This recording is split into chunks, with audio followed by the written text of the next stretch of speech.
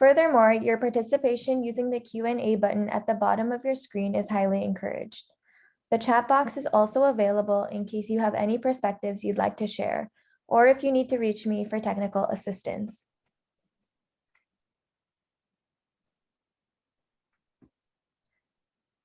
For those of you just joining us, welcome. You are at the session titled Partners, Not Beneficiaries, Empowering Local Communities as Climate Finance Actors. We are ready to get started. I will now pass the floor to Yusuke Taishi, Technical Advisor, UNDP. Yusuke, the floor is yours. Thanks, Luisa. I'm looking at the number of attendees, and maybe I should give a little bit more time for audience to be able to join online. So let's just wait for a minute or two.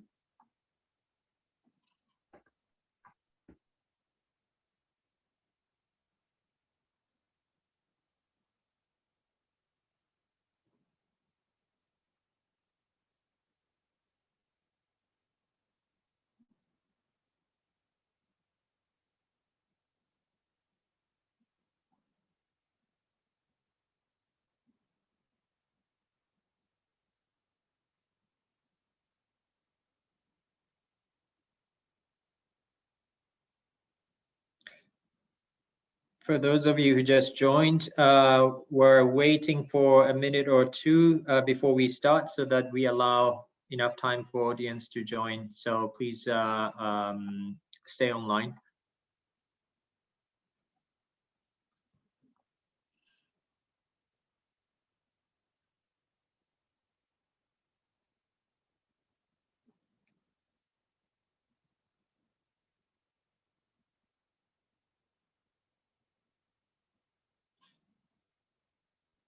Okay, I think we can get started now. All right, so welcome everyone to the final technical session of the 7th APAN Forum. The title of the session is Partners, Not Beneficiaries, Empowering Local Communities as Climate Finance Actors. My name is Yusuke Taishi from UNDP. I'll be moderating this session along with my colleague Terence, who is also from UNDP. He's a program advisor for the UNDP implemented Jeff's Small Grants Program. Before I invite diverse and distinguished panelists, I would like to set the context for the session. Over the years, we have seen tremendous progress in the adaptation landscape. Climate governance architectures have been strengthened at the global and national level. Science has advanced, institutions have been established, and available finance has been on a steady growth. But have local communities adequately benefited from these areas of progress? That's the starting point of this discussion. And we want to particularly focus on finance because it is an important enabler for resilience. Is the existing adaptation financing architecture allowing local communities to access the finance needed? If not, what are particular challenges faced with these communities? On the other hand, why are donors putting in place those requirements that may be perceived as a hindrance to access climate finance from the perspective of local communities? There must be reasons. What are the lessons learned in the last 20 years that can inform the new paradigm of adaptation finance that may be needed in the future? These are some of the questions we want to explore in this session. And I'm really happy to have panelists today who represent diverse institutions and professional backgrounds to enrich the conversation today. And let me introduce distinguished panelists from the right of the screen. We have Farai Madziwa. He's the team leader of the Readiness Program for Climate Finance at the Adaptation Fund. Adaptation Fund, as you may know, was the first climate fund that introduced direct access to national accredited entities. They have provided tremendous support to vulnerable countries in building capacities and accessing finance. So I'm very excited to hear his perspective about what has been working well and not so well, particularly in supporting local communities. We have Donald Kerstlake. He's a judge in the District Court of Samoa, and at the community level, Donald has been engaged in community adaptation initiatives in the country. Samoa being one of the most vulnerable countries to climate change risks, I'm very keen on hearing about his experience of working with communities in building resilience, and especially what are areas of improvements and opportunities. We have Tamara Greenstone Alefayo. She manages the conservation program at the Micronesia Conservation Trust. We wanted Tamara to join our panel discussion because MCT is accredited to both the Adaptation Fund and the Green Climate Fund. And I was particularly interested in hearing from her about her frustration as well as moments of hope while trying to deliver climate finance to local communities. Grace Balawag, she's Deputy Program Coordinator of the Climate Change Adaptation and Mitigation Program at Tepteba. Grace has many years of experience of working with and representing Indigenous peoples communities in international climate negotiations. So I'm looking forward to Grace sharing important perspectives of Indigenous peoples communities in the context of accessing climate finance. Last but not least, Joy Bailey is an urban climate change resilience specialist with the ADB. Joy and her team manages a trust fund that provides financing to urban municipalities. We're very excited to have her in the panel because of the unique perspectives she can bring to the discussion today. The trust fund she manages works directly with municipalities, not national governments. What are particular challenges and opportunities that she has observed while working with cities is one of the questions I'm very interested in asking. Now, I want to quickly talk about the format of the session. Today, the conversation is going to divide it into two parts. Round one, we're going to focus on issues in the current climate finance paradigm. And in round two, we will turn the gear a little bit and look at, have a forward-looking conversation. How can we move forward? Where are the opportunities as we build a new paradigm of climate finance, adaptation climate finance for local communities? So that's the focus of round two of the conversation. And in between, we're going to have two Mentimeter sessions to have dynamic engagement of the audience. Okay, so let's move to the Mentimeter. So if you're joining, well, you're all joining online. If you have a mobile phone, please scan the QR codes here and jump to the first Mentimeter question. And I'm going to do the same.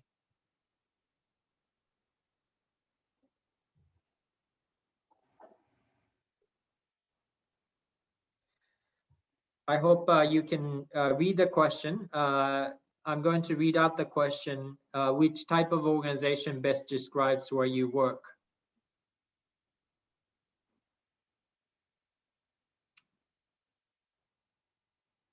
Okay.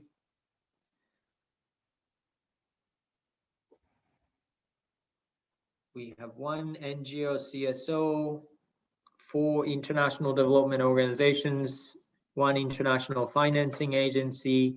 I'm seeing 26 attendees, so I hope you can join more online.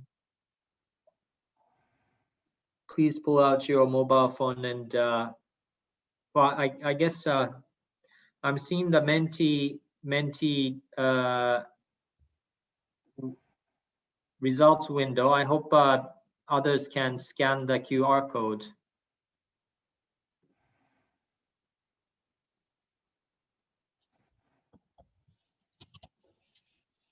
Luisa, is everyone able to see the?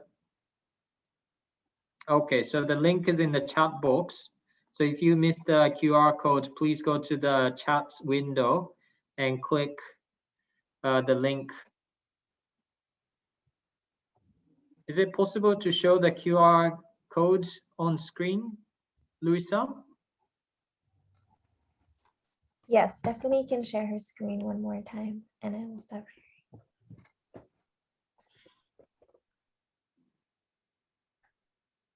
Okay, or if you can click the link in the chat box, please do so and use the access code shown here.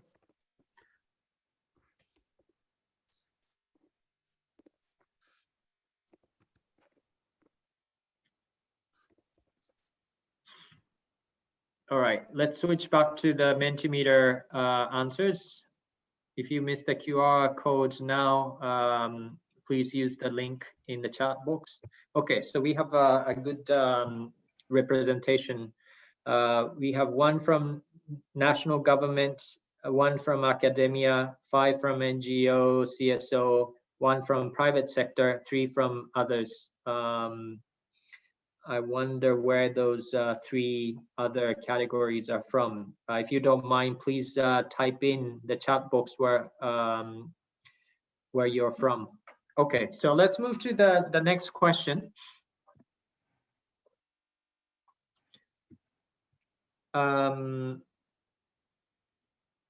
Okay, so if you are accessing from mobile phone, I think you can see the new question on your mobile phone. The international climate financing architecture delivers the required resources and support to build resilience for Indigenous peoples and communities. Please share your opinions, strongly agree to strongly disagree. We're seeing 3 strongly disagree participants who have strongly disagree with the statement. And I submitted my answer.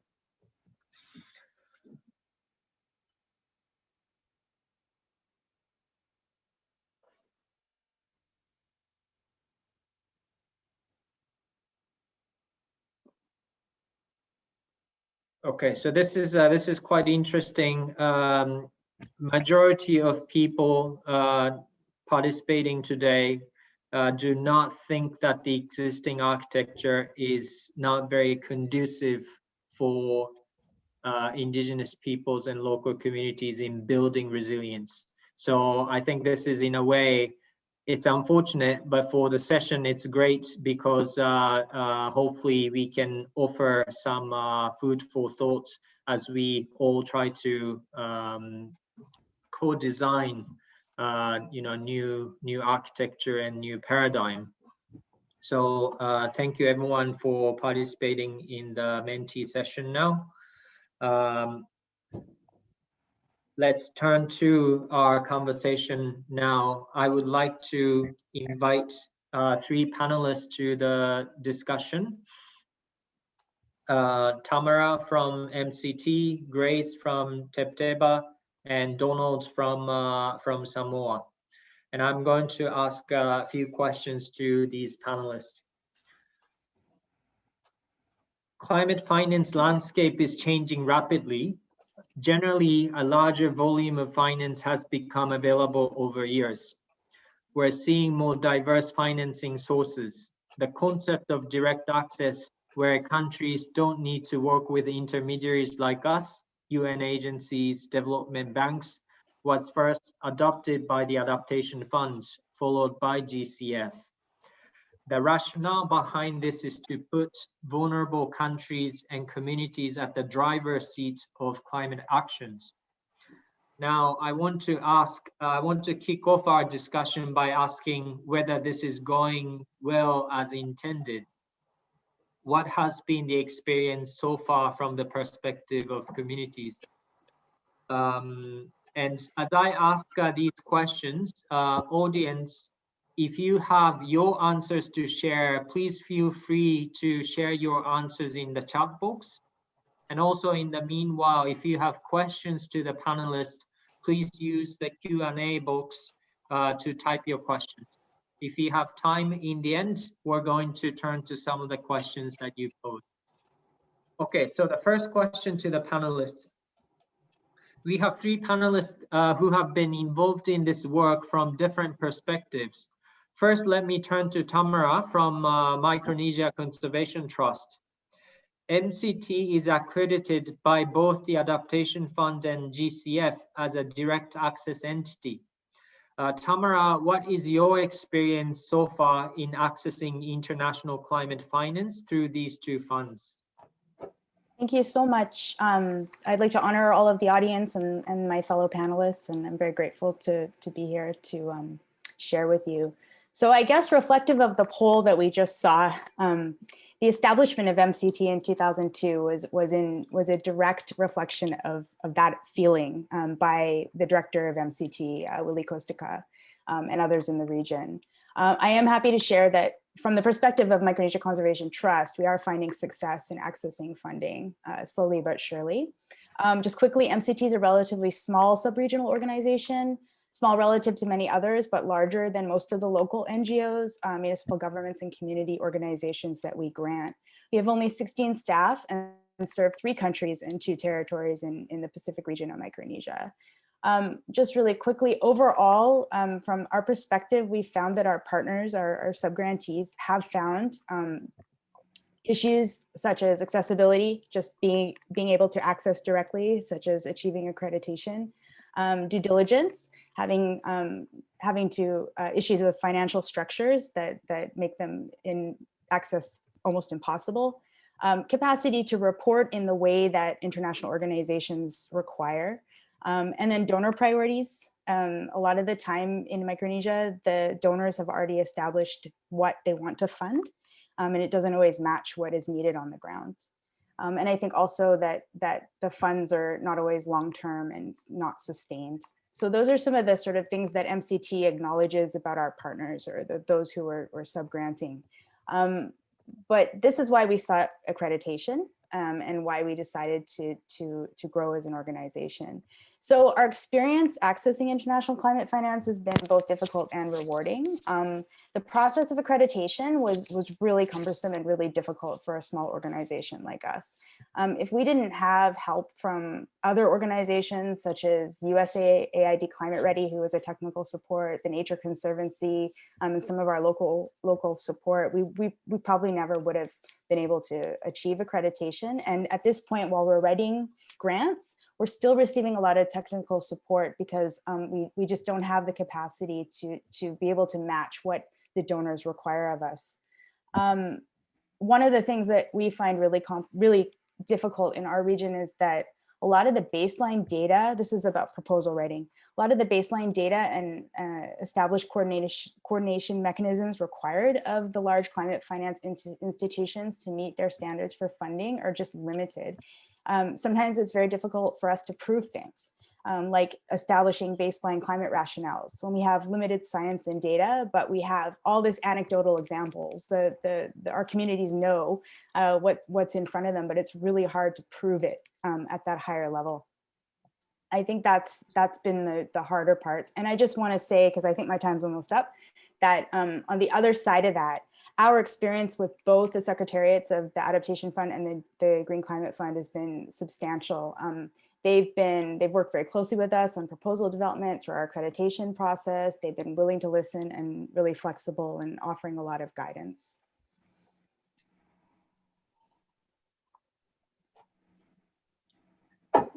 Thank you, Tamara, for your response. I'm going to jump right into the next panelist. Now, I want to ask the same question to Grace, who has been working with and representing Indigenous peoples' communities in international climate negotiations. From your perspective, has it been easy or difficult working with the existing international climate finance architecture? Please share your perspective. Yes, good morning, everyone. It's a great to share whatever experience we had in all these processes. Anyhow, just to briefly introduce, TBTBA, which is the Indigenous Peoples International Center for Policy Research and Education. At the very onset, we had been facilitating engagement of Indigenous peoples organizations and communities with various international, regional, and as well as national and subnational funding partners. And we really wanted, the ambition is really to have direct access of Indigenous peoples and local communities to all these climate funds around. But over the years, we have started really to put in place or some level of agreement on Indigenous peoples' policies or operational guidelines in relation to this funding mechanisms. And this is the basis as well on building partnerships with them in accessing funds for that will reach local communities and Indigenous peoples organizations on the ground. And it is really a big, great challenge for us because at present, we have to accept the fact that there are still very few Indigenous peoples organizations or community-based organizations who have direct access or direct management of funds from international climate finance mechanisms. This is true in the sense that there are, while we have these Indigenous peoples' policies and guidelines for the respect of Indigenous peoples' rights and the recognition of limitations of Indigenous peoples' organizations and local communities. On the one hand, there are very strict fiduciary requirements of these international climate finance mechanisms as well as other fund donors. And at this point in time, as an organization, TBTBA had been facilitating some access of some of these funds and build partnerships with local Indigenous peoples organizations for them to facilitate their access of these funds at the local level. And we build partnerships at the local level so as to have actual implementation on the ground in partnership with Indigenous peoples organizations and communities. The other challenge that we have, of course, in terms of experience, we had been also conducting consultations and dialogues with Indigenous peoples organizations, either at global, regional, and at local level, just to define the priorities, determine the priorities of Indigenous peoples and local communities in terms of scaling up funding support for their climate resilience and sustainable development programs. And right, Grace. Yeah. Sorry, I need to interrupt you here Yes, because of the time. But I hope we can come back to some of the important points that you raised in your response now. So please hold your answers for now. Hopefully I'll come back to you. Now I want to turn to Donald, who is at the front line of climate change impact, working on community-based adaptation in Samoa. And can you share your perspective in terms of working with international climate finance? Yes, thank you. First of all, it's an honor and privilege to be invited to be part of this conference, and especially to be part of this panel, who fellow colleagues from around the region and also in other parts of the world. So perhaps if I can put some context into my answer, Samoa is a small island state which consists of a population of around 200,000 people. And there are two main islands in Samoa. So that's the context, and we're very vulnerable to climate change and the impacts of it. So that's where we are. In relation to the question that you have asked, first of all, clear communication is very important. Firstly, to understand what is required, and in relation to the application and reporting procedures, that's very important. Secondly, I think just to give an example, when we applied for the financial assistance for this funding, I was not one of the personnel who was part of the community request, but because of the lack of understanding of the mechanisms, they required assistance, and that's where they approached me, and then I offered my assistance given my involvement in government. So perhaps that's one of the hurdles that the community faces, the lack of capacity in understanding how to access these funds. So for our particular project, we're reliant on the small grants project personnel here at the UNDP to assist with the community. So that was one of the positive outcomes. We formed a solid relationship with the expert personnel that we have in UNDP. And we found that we were required to actually tap into that expertise in the local community. So I had other colleagues, not only from my own community, my own village, but from neighboring villages who could assist with the technical parts of applying for funds and also adhering with the reporting requirements. One of the things that we realize is contextualization is very important in order for vulnerable communities to understand the financial mechanisms and requirements. The language and terminology is important. It must be very simple and easily understood. And if possible, especially for small communities like what we have in Samoa, perhaps one of our requests is that they be translated into the local language. Most of the communities, English is not the first language, so if it can be translated into the local language, then perhaps that would help alleviate some of the concerns in relation to communications. And I know for a fact that the Small Grants Project personnel here have been instrumental at the forefront of trying to explain these documents in the local language. So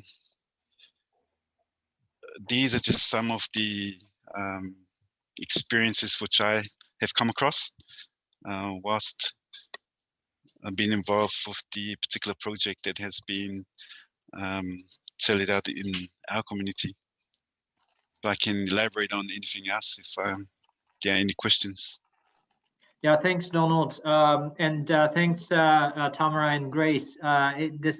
Your feedback, your inputs are really great to really illustrate some of the challenges that you have been facing. And right now, rather than asking you follow-up questions, I would actually like to invite the second group, Farai and Joy, and we sort of grouped the panelists in such a way that we can ask first to those of you, three of you who have been working with communities first, and ask about challenges that you have been facing. And now I want to turn to Joy and Farai, who are in a way working as custodians of climate funds. And I want to sort of hear from their perspectives of managing climate finance. And after finishing hearing from Joy and Farai, maybe we can ask a few additional questions to all of you. Now, there's as we heard from three panelists just now, there is a sort of emerging critique that the existing climate finance architecture are too rigid some of the reporting requirements are too rigorous. And we heard from all of them now that they are having difficult time in keeping up with all these requirements. Even the languages, technicality of requirements are hindrance to local communities. And at the same time, I wanted to ask Joy and Farai how their funds, Farai is representing the Adaptation Fund and Joy is representing a trust fund. How are their funds embracing the risks of failure in the program that they finance? That's another area that we think is quite important, because adaptation is inherently a process of trying new things, learning from successes and failures, and applying those lessons to the new experiments that they put on the ground. So my first question to Farai is, how is Adaptation Fund supporting vulnerable countries and communities to take risks of failure? Farai, can you share your perspective? Thank you very much for the question, and thank you for inviting us to share our experiences and be part of this session. And I just like to say, actually, Yusuke, this is a very, I think, important and good dialogue and conversation to have, and we appreciate being part of it. I think the short answer to that is, I think the Adaptation Fund from the get-go, from the time that it was established, through its institutional design, it was already tailored to support or embrace risk. And with that comes the risk of failure as well. I think through its institutional design, as you already alluded to, that the Adaptation Fund pioneered direct access. So its design was already tailored to promote direct access. And direct access from the Adaptation Fund perspective is when national entities can receive and access funds and resources from the Adaptation Fund without going through a third party or intermediary. So, and we believe that through this modality, it enables countries to access finance through their own institutions and systems. And of course, accessing these funds requires that entities within the country, be at the national or subnational level, that they get accreditation or accredited with the fund. And for this to happen, those entities have to be nominated by a national government. And this in itself, that the government has to nominate an institution or an entity within the country, in itself kind of devolves decision-making authority to the local level through these national institutions. And in that comes the inherent risks that come with decision-making and oversight and management. And so this in a way promotes ownership, and in that sense, I think the approach of direct access is a little different to the traditional access. And by that, I think the board was also embracing with the inherent risks that come with such an approach. So the Adaptation Fund also has a medium-term strategy, which was approved in 2018. And this medium-term strategy is important that it includes 3 pillars: action, innovation, and learning. But with that, also the board showed its increase for risk-taking or its risk appetite by introducing new funding windows, such as the enhanced direct access window, which we're now talking about beyond just direct access, where we further devolve decision-making to the local level. And actually, I'm very happy that Micronesia Conservation Trust is here, because Tamara, we've been working with her very closely, and they are one of our entities that's actually implementing enhanced direct access.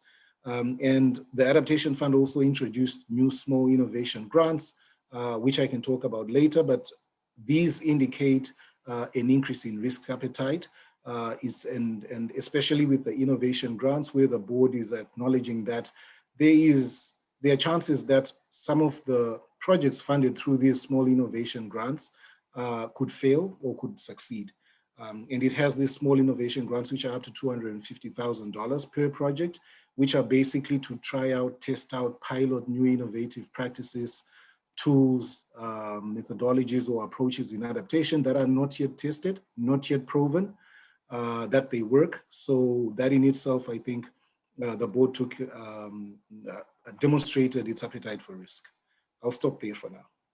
Yeah, thank you, Farai. Lots of interesting information that you in your answers, and I hope we have some time to go back to some of them. Now, I want to turn to Joy. You're part of the team managing Urban Climate Change Resilience Trust Funds. I think your experience is interesting because these thematic trust funds represent an emerging complementarity to the financial instruments of UNFCCC, like the Adaptation Fund or Green Climate Fund. And their rules often are not as heavily influenced by climate negotiations.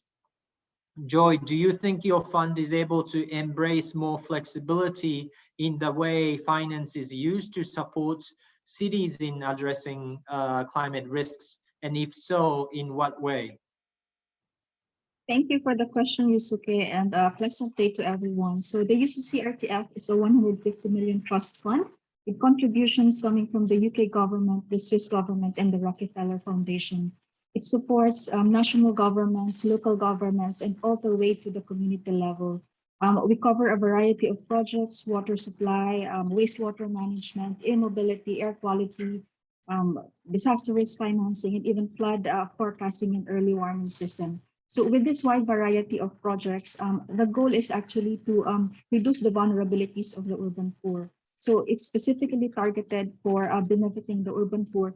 And this is to confirm that the UCCRTF has the flexibility to take on more risk. Several of our projects in the portfolio are specifically targeted for community-led initiatives. Again, there are different interpretations of what community-led is. There are different challenges to it. But the emphasis for us, as what we have observed, is that it's both outcome and process oriented. For example, in our work in 9 communities across 4 countries, Bangladesh, Myanmar, Philippines, and Pakistan, the community-led initiatives projects are in partnership with Oxfam, and we make sure that the communities take charge in the decision making, that they understand what are the risks, what are the hazards, and that we complement scientific evidence and also the qualitative information generated within the community. The challenges are, of course, in many cases, the data is not available all the way to the community level. And at the onset, because it's not a pre-program process, so we have our community engagement processes wherein we let the community go through a community assessment and resilience planning. So it's going to be a surprise what comes out at the end on what is their most important need. So we would like to respect such processes. And similarly, in our project in the revitalization of informal settlements and their environment in Indonesia, we have partnered with Monash University to provide proof of concept for nature-based solutions in order to improve the quality of life of informal settlements and also for flood risk reduction. So we've learned a lot of lessons along these different projects, and we're trying to make sure that these are communicated and shared, not just within the ADB, but also with other development partners. What we've noticed is that taking this risk is actually very valuable, because then you see that through the process, the communities are empowered, and these are directly related to the sustainability of the community-led projects. Thank you, Joy, so much for your inputs. Now I'm trying to digest all the valuable inputs that I heard. We heard from 5 panelists. I think what's really important is we heard from 3 panelists, MCT, Tamara, Grace, and Donald, that they are having difficult time in fulfilling some of the donor requirements in terms of the baseline data, even understanding some of the requirements. I think Grace is having probably even more difficult time because she is working closely with Indigenous peoples communities who have been probably least equipped with information skills.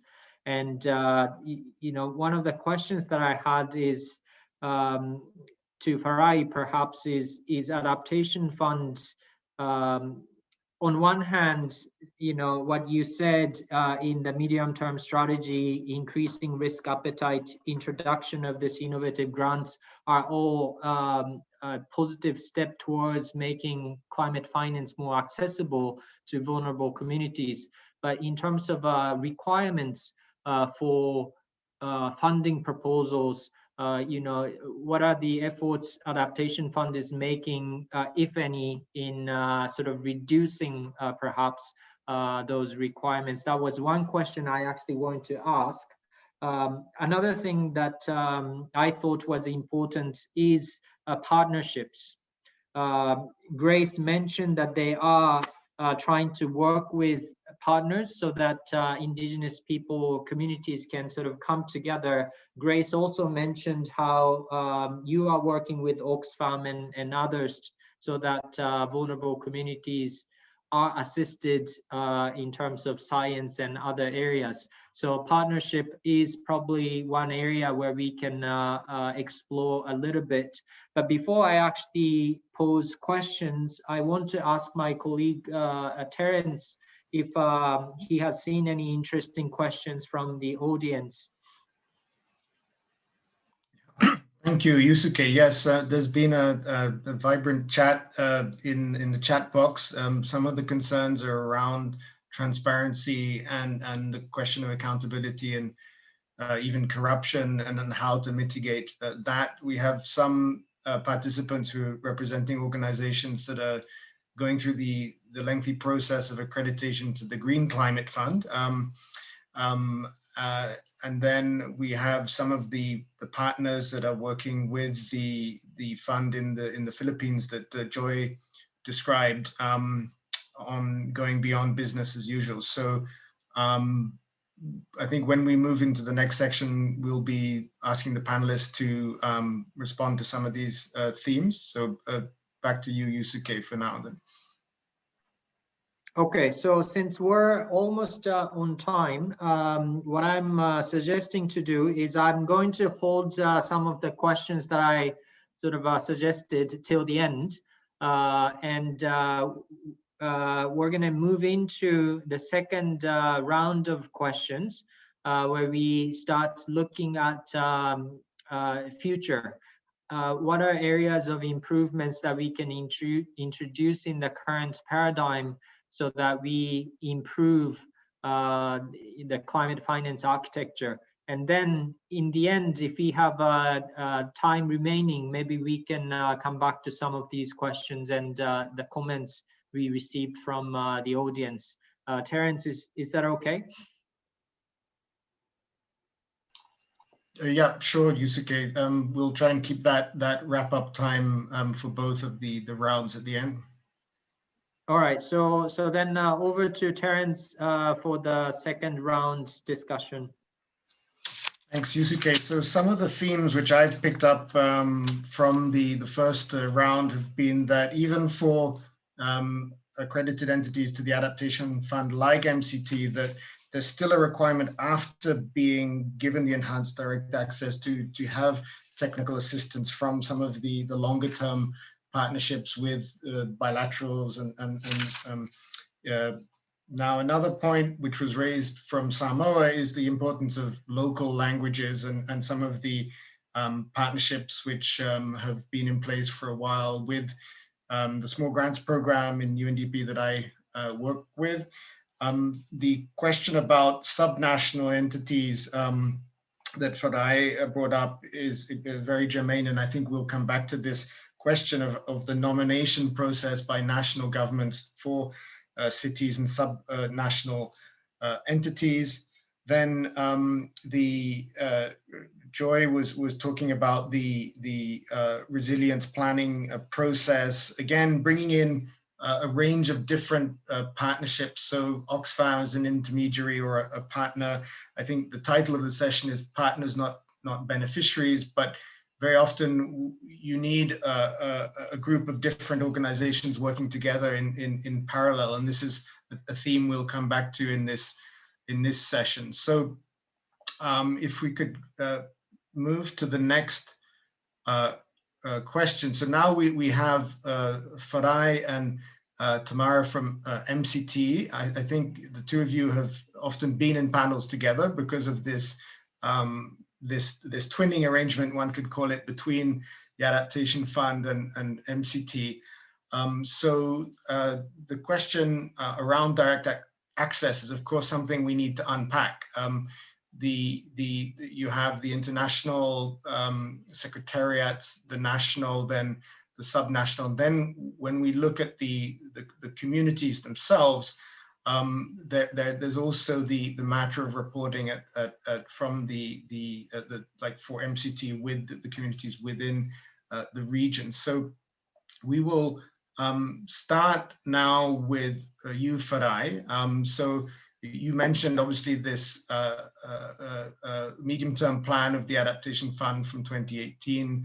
This is looking back as well over a period of time of introduction of direct access. So what, from your opinion, do you think in terms of easing what could be done to kind of make it easier for countries to use this direct access modality? What more do you think needs to be done? And if you want to talk about the Innovation Small Grants Accelerator, please go ahead as one of the examples you mentioned earlier. Over to you.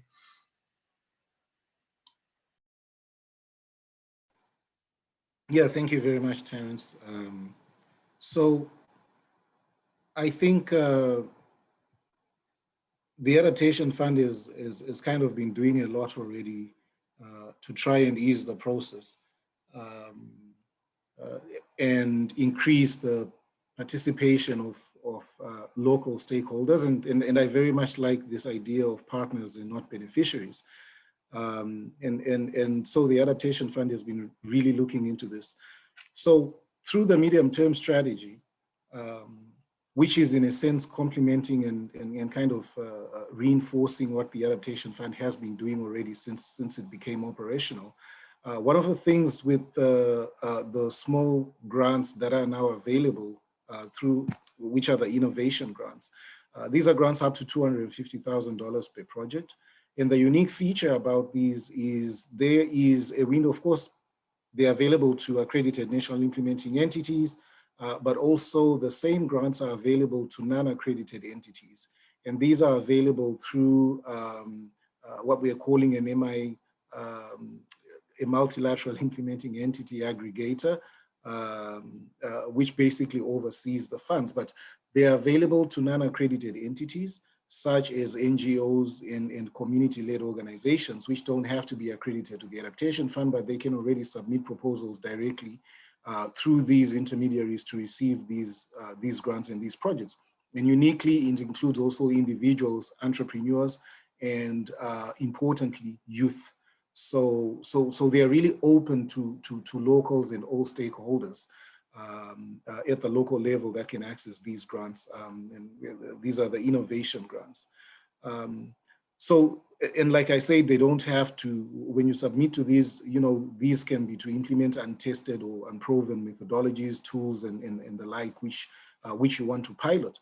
But I think also beyond that, through the medium-term strategy, this enhanced direct access window is actually pretty unique in that it really moves the decision-making authority, the decision on what exactly to fund at the national and subnational level through an accredited national implementing entity. And we have already about 4 accredited entities that are implementing this window for enhanced direct access. Micronesia is one of them, and maybe Tamara can talk more about that.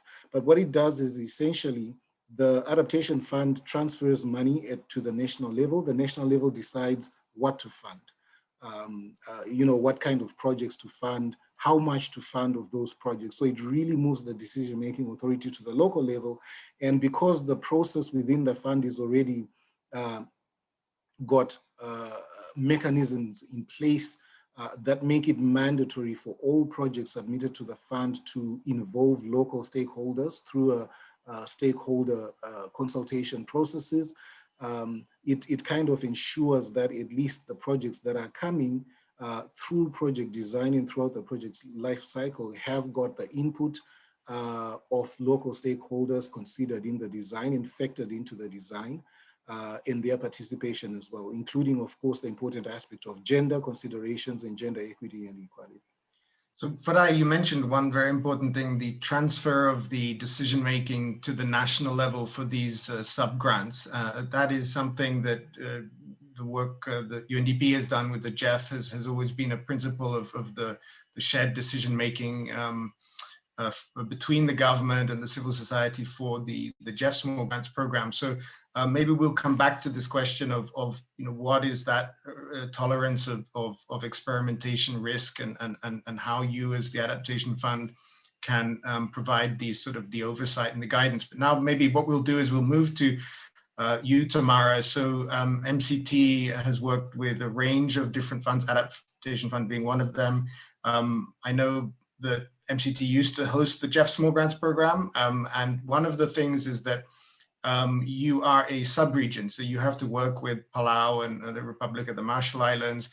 So what are some of the things that could be improved or altered to ensure local communities access whilst actually responding to the needs of transparency and accountability for those partners you have? Over to you.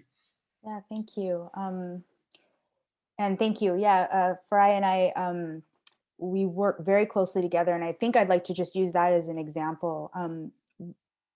We're a national implementing entity, the MCT, for the FSM, for the Federated States of Micronesia only. While we do serve the other Republic of Palau, the Republic of the Marshall Islands, and then Guam and CNMI. But for AF, we're only with FSM. And as a nationally implementing entity, we're an NGO, we're not a government entity. So with the small grants, while Farai was sharing that, it brings it to the national level, for us, it actually brings it even further sort of down towards the communities, because having the direct access come to MCT as an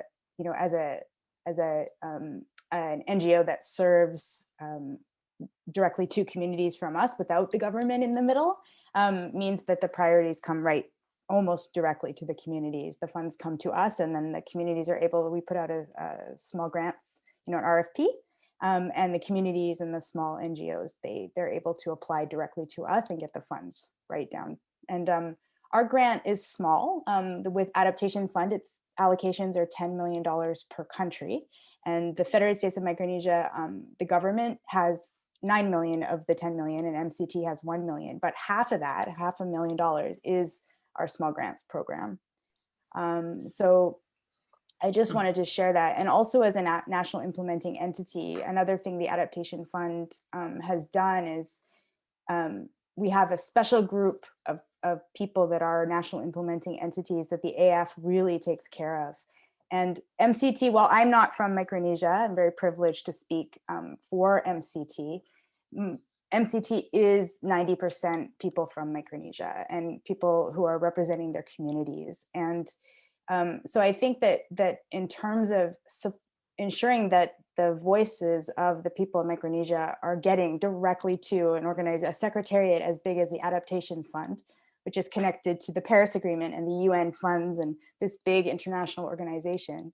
Our status as a national implementing entity really gives us this direct voice and gives my colleagues who are from the region an opportunity. And so Farai and I have spent time in many places in the world learning together. And sorry, Farai, I don't want to speak on your behalf, but I think that the setup of the Adaptation Fund has allowed that growing on both sides.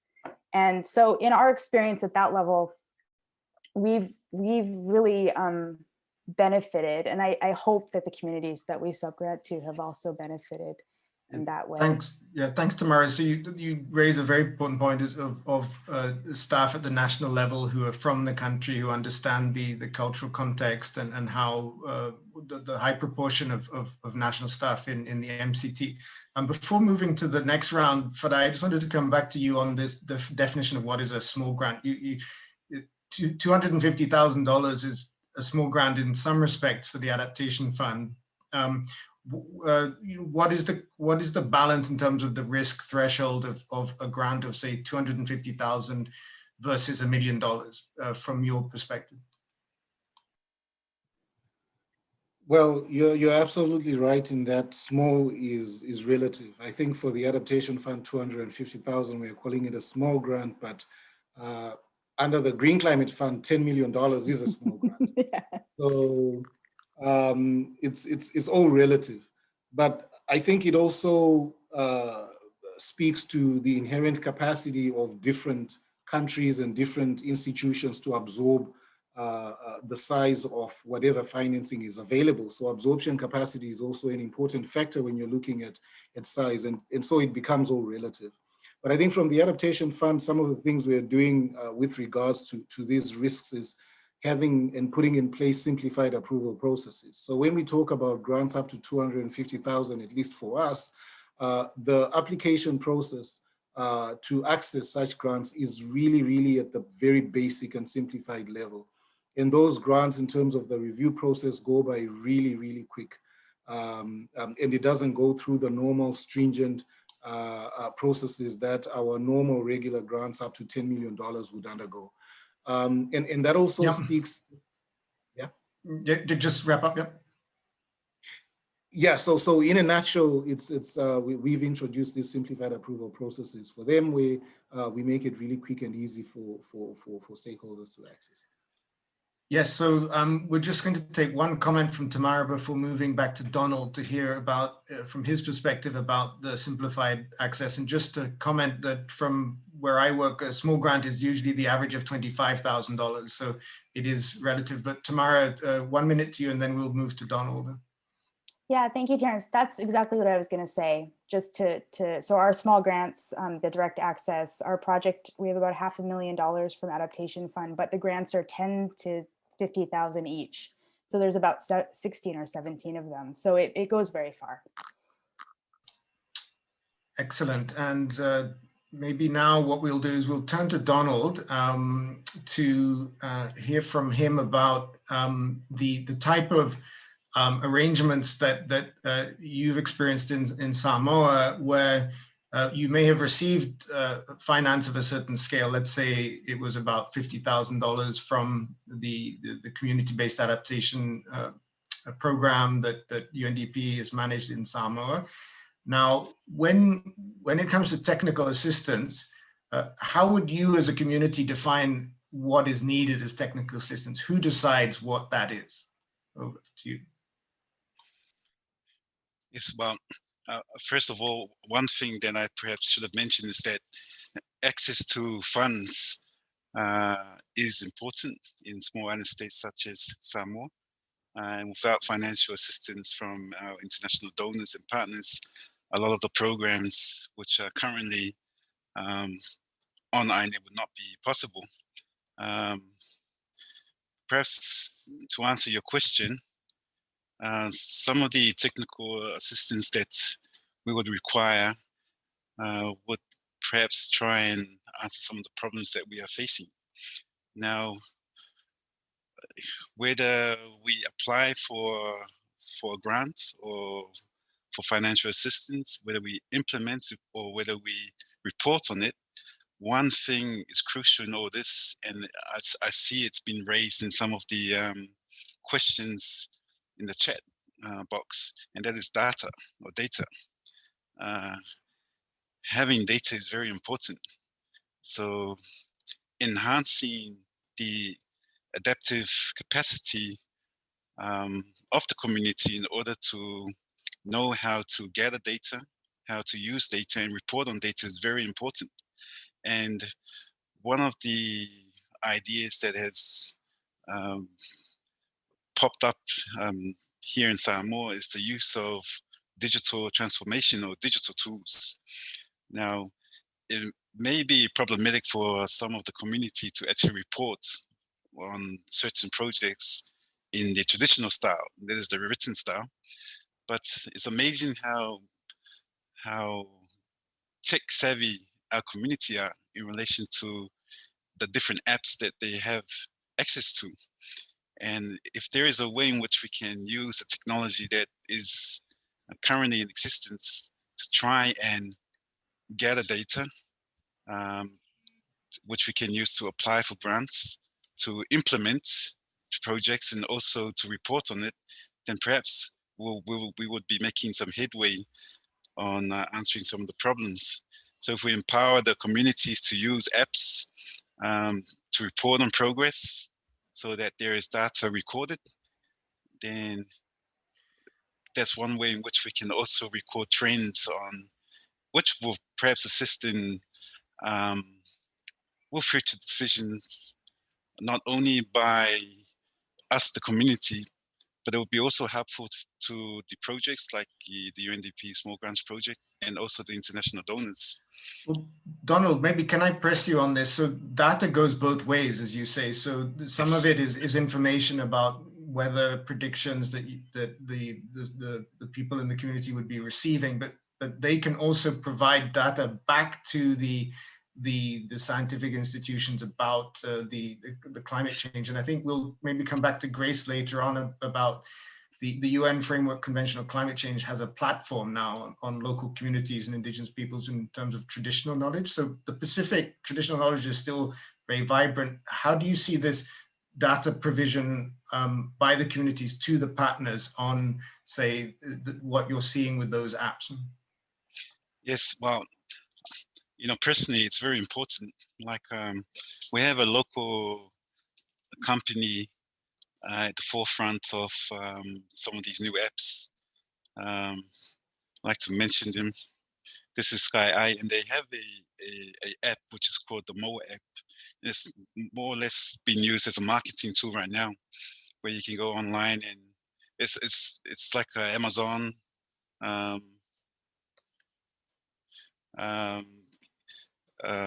It's like a shopping app in that, but you can go on there and you can access those in the community who actually practicing traditional means of farming or fishery, and then they wish to sell their wares.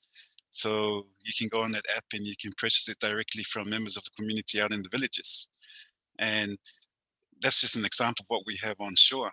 Now you can use the same idea, to answer what you have proposed.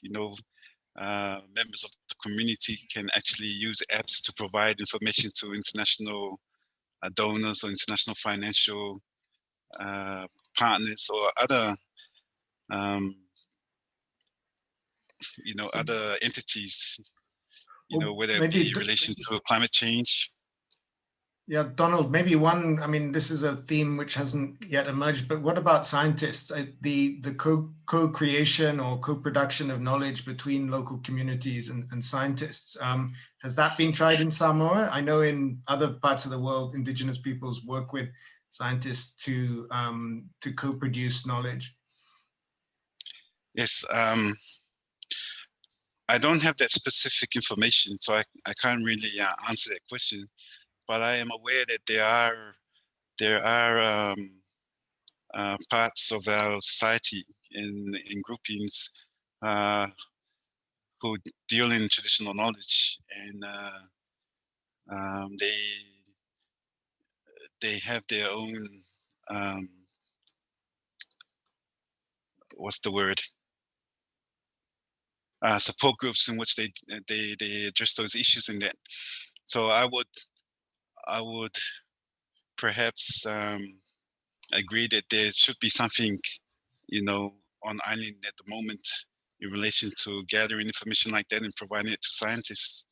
Okay, well, great. I think that's something that maybe we'll come back to with some of the other panelists with Grace. There's a comment from the audience from Bobe Lee that this is important, but there needs to be more capacity building for communities and funding entities for this. So I'm not sure what the acronym SADDD is, but it's something I think about what we've been discussing. So maybe we'll come back to you, Donald, on that. Now we will move to the next question, which is for Joy. So Joy, the Resilience Trust Fund on urban climate change is now coming to a close after 8 years. What have been the main lessons from your perspective on working with cities, and how could that inform other development banks or donor agencies financing urban resilience? There are about 60 or so projects that UCC-RTF finances or co-finances. And I think what we've seen is that there should be emphasis on investing in people and not just physical assets. Oftentimes, there's a tendency to go for big ticket projects, wherein the benefits do not really go all the way down to the community level. So in terms of climate finance, some of the lessons we've learned is that there should be more investments put forward to make sure that communities actually absorb finance. In some of our projects, for example, we've made sure that the communities are trained, let's say, on procurement and operations and maintenance. So there are these technical skills that are oftentimes not found at the local community. But when you partner with the local authorities and other development partners, these gaps are addressed.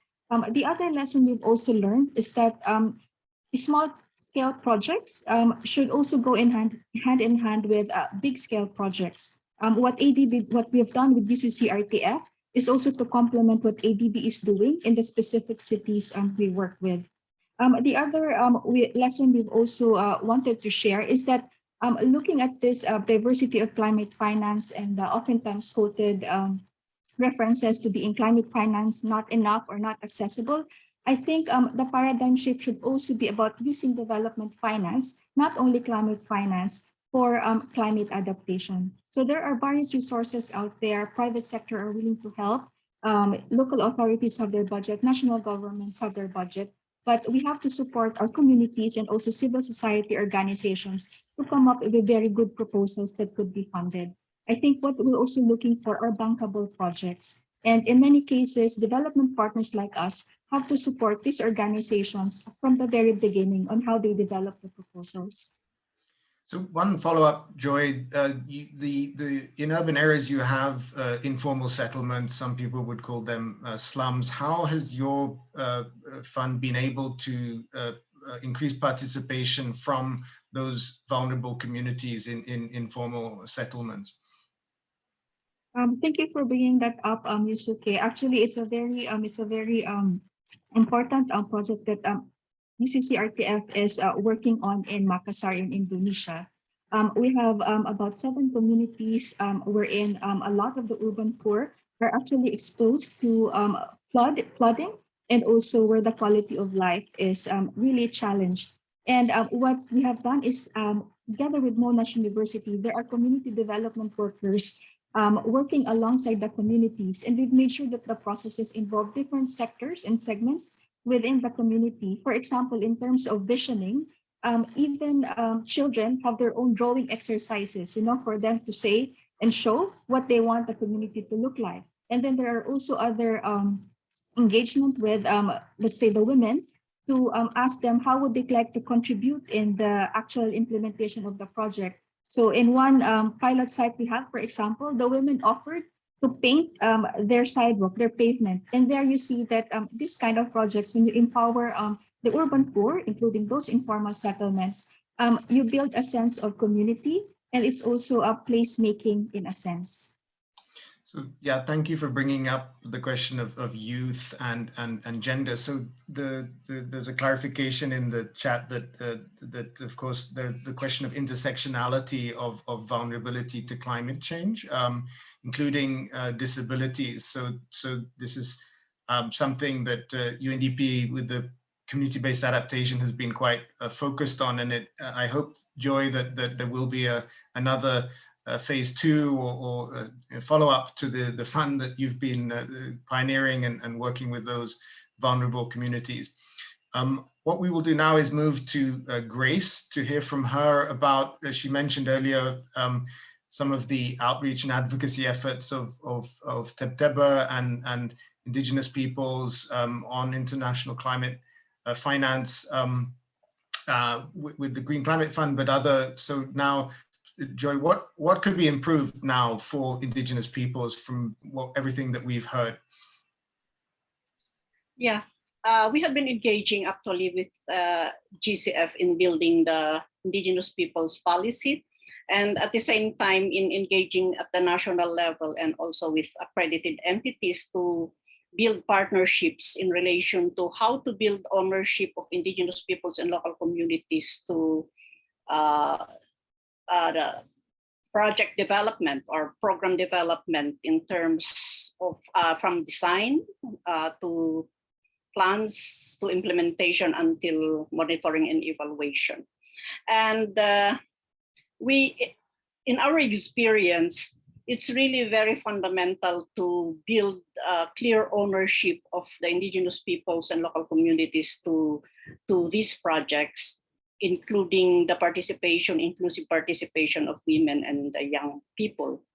At the same time, we have to help to facilitate support to build their capacities, which may include institutional development or organizational development, and as well as the technical capacity building in terms of the management of funds, and at the same time in complying with the requirements for reporting and monitoring and other transparency requirements that is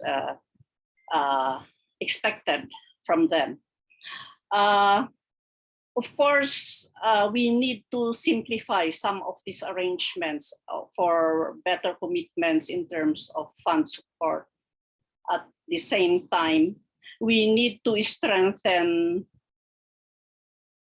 policies from national to local, subnational, and to be able to have better commitments for investments in terms of supporting Indigenous peoples and local communities.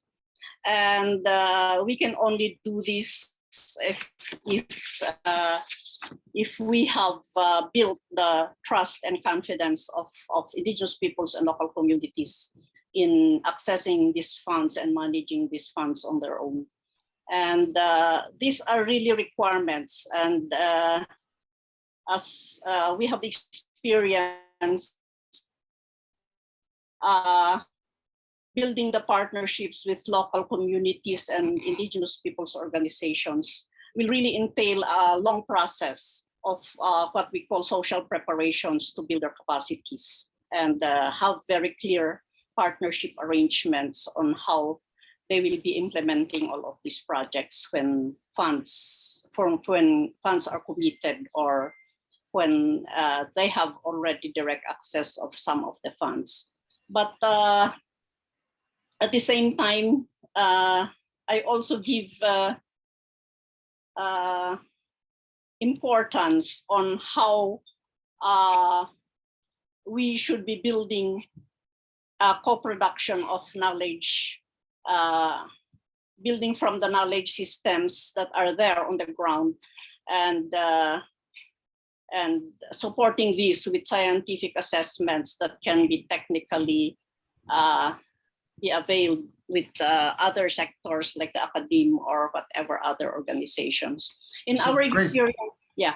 Can I just, kind of press you on that point? So we mentioned the local communities and Indigenous peoples platform, the co-production of knowledge. There's a question in the audience, a very interesting one from Albert Salamanca, who's asking, what is the prospect of using traditional ecological knowledge as a source of baseline information to justify funding from international donors? Do you think that's a possibility? Yes, definitely. In all our project proposals that we had been facilitating, we really made emphasis on acknowledging or starting from the traditional knowledge systems, local knowledge systems that is there on the ground, and how this will be, how this will be what's the term? I don't find the term. Anyway, we really need to start from the traditional knowledge and local knowledge of Indigenous peoples and local communities in building all of these partnerships, and then working together with other sectors and other CSOs or the local government at the same time, and the academe in coming up with all of these plans, integrating the traditional knowledge systems and at the same time scientific assessments that is required of all of these implementation plans that we are going to do. So thanks, Grace. I think in some of the experience in the Jeff Small Grants Program, Indigenous peoples get, well, there's a type of project arrangement where the IPs choose who the partners would be that they would want to work with, whether it's scientists or particular NGOs. We heard about Oxfam from Joy. Before turning over to the next, are there particular partners that Tebteba you have worked with that have got the balance right in terms of how what you require from those other intermediaries? Yes, definitely. At the national level, we work closely with our national designated authority, which is the Climate Change Commission. At the same time, we work with local government authorities and units and the various local government agencies in terms of implementation of whatever projects we have. With the National Designated Authority of the Philippines, we have integrated Indigenous people's priorities, traditional knowledge systems, and all of these concerns of Indigenous peoples into their country program. And hopefully we will be working together in the implementation of this, along with our local government units and Indigenous peoples organizations within area specific and in specific areas where we will be implementing this. With other partners, for example, in Nepal, we have been working with accredited entities like the UNDP in terms of support for the technical writing of the project proposals of Indigenous peoples organizations and NGOs. And we had worked this hand in hand with UNDP Nepal, at the same time UNDP regional office, to come up with the simplified, what do you call, approval project, approval process of the GCF.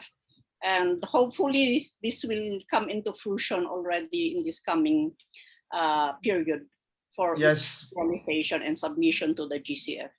Yes, I know we've had discussions with Pasang Dolma Sherpa in Nepal about this need for some kind of facilitated access to the GCF pipeline, and one of the possibilities is, of course, some kind of use of readiness funds that I think UNDP is discussing in the context of Nepal and other countries.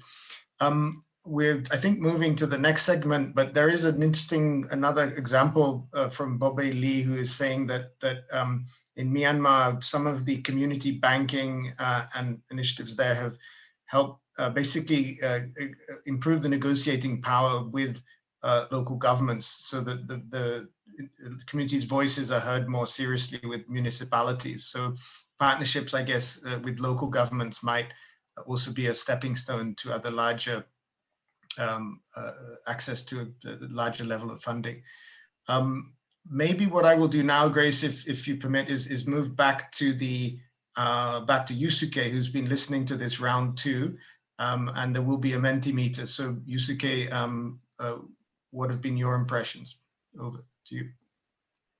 Well, thanks for this rich discussion. I actually have a lot of follow-up questions I would like to ask all the panelists, but because of the time, we will turn to the Mentimeter questions and want to ask the audience some follow-up questions.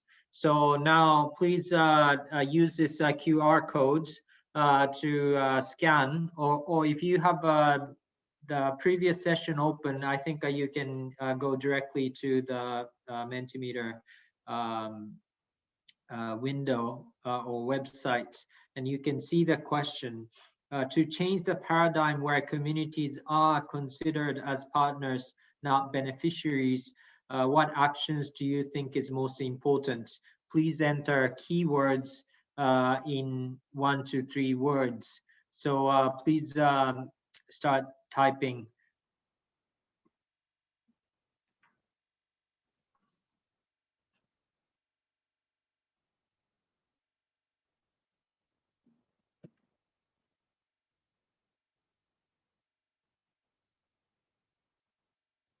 Yeah, so we're already seeing a lot of similar concepts: community ownership, inclusivity, consultations, localization. Very similar concepts are considered to be needed. Capacity building, direct access to funds, recognition. Thank you very much. I think audience echoes things that panelists have mentioned in their interventions. So let's move to the next question now. In 1 or 2 words, what is your biggest takeaway from the session today? You know, we started the session today while more than half of you said the existing climate finance architecture is not really conducive for local communities in building their resilience. We did hear reinforcements from Tamara, Donald, and Grace, how they are having difficult time in accessing existing finance.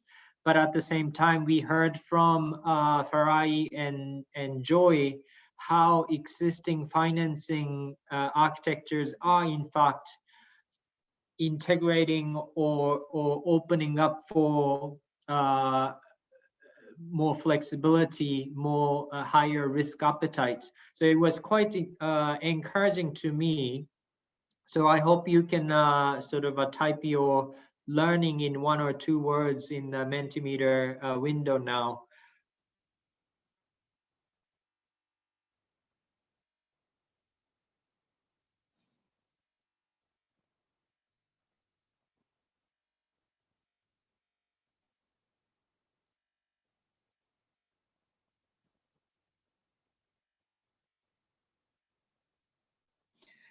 Yeah, I'm seeing that not enough has been done. Fully agreed. Simple communication, partnership, more dialogue needed, direct access. I know I cannot add a new question to Mentimeter. This is a preset, but I hope somehow I can get your feedback, maybe in the chat box.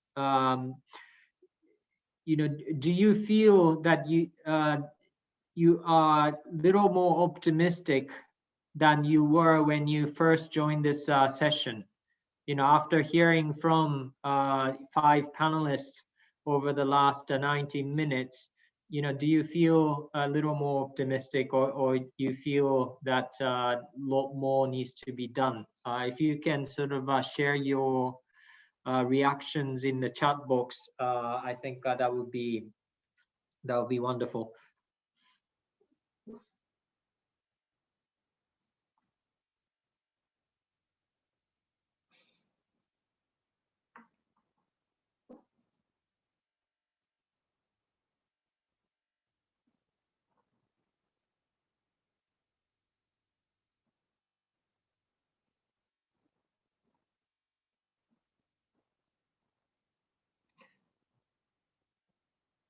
Yeah, thank you, Nisha. Thank you, Bobai.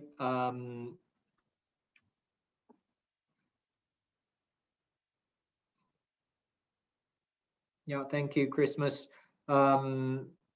Yes, I feel quite encouraged that new windows, new access windows, new options, new financing instruments are emerging for local communities to benefit. But at the same time, I think, you know, Grace shared her views quite eloquently, how more needs to be done, how Indigenous peoples in particular are facing extra challenges in building their capacity, and also in expressing their voices, making sure that their voices are heard. So certainly there is a lot more that needs to be done. And I heard a really interesting discussion about the use of traditional ecological knowledge. It is encouraging that there is a recognition about the importance of traditional ecological knowledge. But one question I actually wanted to ask Farai was, he is managing adaptation funds, which is established, and the rules of the fund is defined through the negotiation process at the COP UNFCCC framework. And I want to ask him if he sees any possibility that the use of traditional ecological knowledge can be used as a sort of baseline condition in accessing climate funds, because there is a lot of emphasis on scientific evidence about climate risks, and traditional ecological knowledge is not currently being used to reinforce the evidence that funding proposal is scientifically robust. So that's one of the questions I would like to ask. And Farai is saying this is already possible for adaptation funded project. I think he's responding to my question now. That's really encouraging. And also we heard from Farai that Adaptation Fund has recently opened up this innovative grant window up to $250,000. And my follow-up question to Farai was, can Indigenous communities, Indigenous peoples communities, other local communities use part of that funding for capacity building as well? Because on one hand, we do hear that local communities need to access financing for investments, but at the same time, we heard repeatedly from those three panelists that capacity building is really important. Can this innovative financing grants be used for capacity building? And thank you, Farai, for your real-time answer. Yes, as part of the project budget, this is acceptable in adaptation financing projects. So, Grace, Donald, and Tamara, you are closely working with communities. I hope this innovative financing window from adaptation funds, and I think UNDP is involved in this initiative as well. I hope this gives one additional glimmer of hope in your continued work with local communities and Indigenous community. And I hope we go back to our professional work and continue our advocacy for more flexible access to existing climate finance, and continued work on capacity building. We had one comment about the importance of engaging local communities in decision-making process, project designing process. I think that comment is really useful for UNDP, which is working on adaptation financing projects. So I will certainly take that comment back to my professional work from tomorrow. So I think we're on time, and we're closing the session now. But I would like to thank our panelists, Joy, Grace, Tamara, Farai, and Donald, for your time. Farai, I know it's really late for you, and Terence, I know it was really early for you, but thank you very much for your valuable inputs. And I think we can close the session Now, thank you very much. Have a good afternoon, good morning, good evening for all of you. Thank you very much.